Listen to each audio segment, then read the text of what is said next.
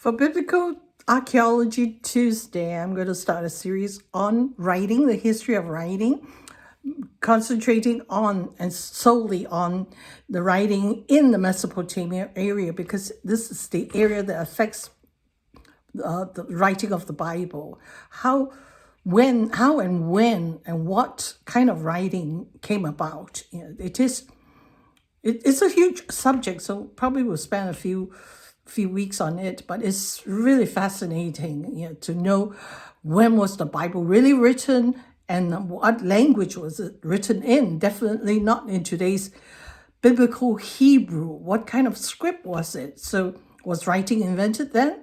What so it was, contrary to what German scholars, Wellhausen's documentary hypothesis says, that Moses could not have written the Bible because there was no writing then. It was written much later by other people when writing caught up, which is nonsense. Writing has started, especially with the Sumerian Akkadian dynasty, which is like 3,500 to 4,000 years BC. There was already recorded writing, albeit firstly in a pictorial form where they draw a picture of something like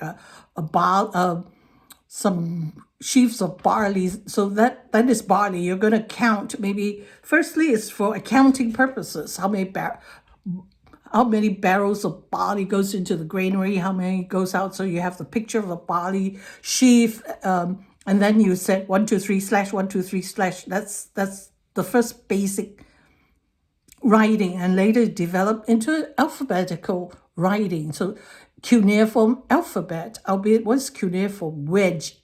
Cuneiform just means wedge. They use a wedge like a square chopstick, the back of a chopstick that is square, and you make wedges into wet clay, soft clay, and you have an alphabetical system which they can recognize, and that's the early Sumerian Akkadian cuneiform, which was in circulation for thousands of years. That's why we're digging up so many of these clay tablets, and for a long time the museums were filling up with it, especially the British Museum, but nobody could read it until.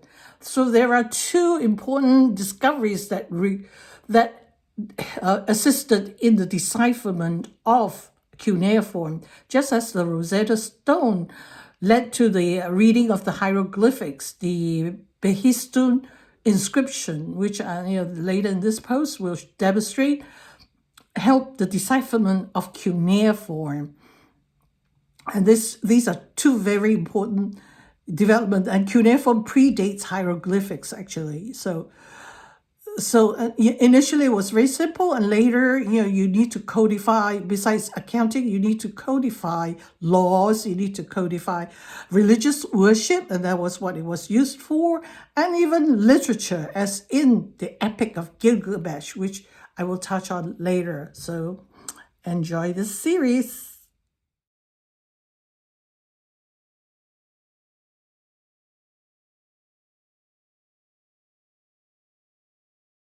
The British Museum has just opened, but already there's an enormous crowd circling the glass case that holds the Rosetta Stone.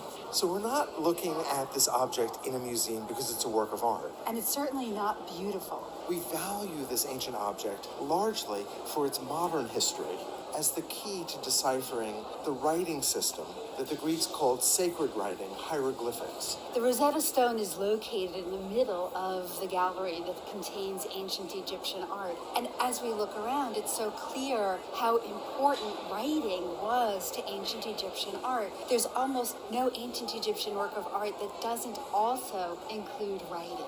Writing that we couldn't read. Although we look back more than 5,000 years, the beginnings of ancient Egyptian culture. This was made during the reign of Ptolemy V, in a period that we call the Ptolemaic period, a period that follows Alexander the Great's conquest of ancient Egypt. Egypt at this point was ruled by a dynasty known as the Ptolemies. So we have Egypt being ruled by the Ptolemaic dynasty, and that essentially means that Egypt is controlled by Greek rulers. The Greek city of Alexandria had been founded in Egypt. Greek law had been imposed. And the Ptolemies rule Egypt for almost 3 centuries until ancient Rome takes over in 30 BCE. But in order to understand the Rosetta Stone, it's important to understand the political situation in Egypt at this moment. Ptolemy V, the reigning king, came to power when he was 6 years old. And as you can imagine, there was a fight for power. All of which is to say that this young king needed as many allies as he could get, and he was looking to the ancient priestly class to help him assert his power and to stabilize the kingdom. During the reign of the Ptolemies, there's a separation between the Greek-controlled government and the priestly class, the only ones who could read and write in hieroglyphics. Greek had become the official language of ancient Egypt. But by this late date, those Egyptians, other than the priests, who were literate, would have written the Egyptian language in a different script, one known as Demotic. And this stone reflects this historical moment in Egypt.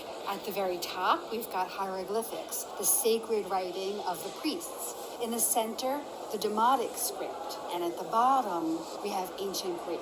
And it was the recognition that we had the same text in 3 different scripts that allowed scholars to recognize that the Rosetta Stone held the key to translating ancient Egyptian hieroglyphics. But the stone is also a reflection of this historical moment when the language of government was Greek. It's this fracturing that allows us access to ancient Egyptian text because the same decree is repeated in all 3. And in the 18th century, Europeans could read ancient Greek, which is equivalent to the Rosetta Stone, and which became the key to deciphering the cuneiform scripting. Before we start, first, we should know a little bit about clay tablets. As its name suggests, that clay tablets are rectangular clay objects on which, with the help of stylish, certain symbols were inscribed, which were the medium of communication in ancient times. The symbols were made of cuneiform script. Till now, millions of clay tablets have been found in ancient Mesopotamia region, and all were written in ancient cuneiform script. Today we know a lot of things about an ancient Mesopotamian culture by reading and analyzing these clay tablets. Very interestingly, some tablets talk about customer complaints, which probably the first ever customer complaint of human history. And some tablets talk about the visa process in ancient Mesopotamia. These clay tablets are such a great archive of very interesting human history and culture. But do you know how cuneiform script first deciphered? How much effort did it take? And most importantly, how it could have been possible? The answer is Behistun inscription, which is also known as Persian Rosetta Stone, which was the key to deciphering of cuneiform script. It was found between the city of Baghdad and Persian capital of Tehran at a distance of about 65 miles from Sidi Hamadan. It is a multilingual inscription established by the King Darius the Great in 522 BC to 486 BC. It includes 3 versions of the same text written in 3 different cuneiform script languages, which is Old Persian, Elamite, and Babylonian. This inscription represents King Darius, accompanied by 2 of his officers, receiving the submission of the leaders of rebellions against his authority. King Darius stands with his left foot planted on the body of the pseudo-Smerdis, Gamada the Magian. King Darius the Great.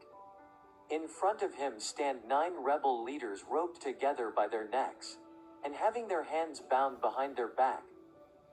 Following are the names of the rebellion kings.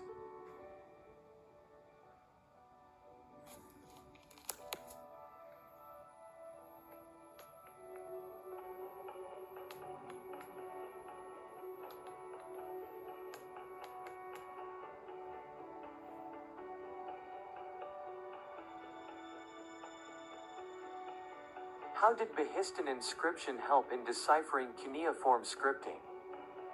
This sculptured panel are 5 columns of cuneiform text in the Old Persian language, which records the suppression of the revolts. On the left of the Persian inscription are 3 columns of cuneiform text, written in the Elamite character and language, and containing a translation of the first 4 columns of the Persian text.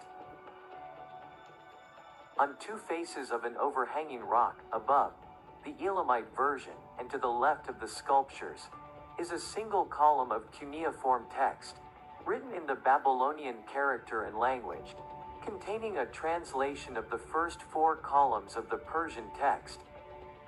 So here, 4 columns which are written in the Old Persian script as the key, as Elamite and Babylonian cuneiform text as the copy of Persian text. Once the Persian text is a decipher, it is easy to decipher the other 2. This is the text from 3 different columns in 3 different scripts. Translation of common text is same for 3 scripts. And this is the key to deciphering the cuneiform script. The Behistun inscription. Adam Daryawaush, Kshayasya Vazraka, Kshayasyanam, Kshayasya Parsay, Kshayasya Dahyunam, Ishtaspahya, Pusha Arshamhya, Napaha Manishyasatya,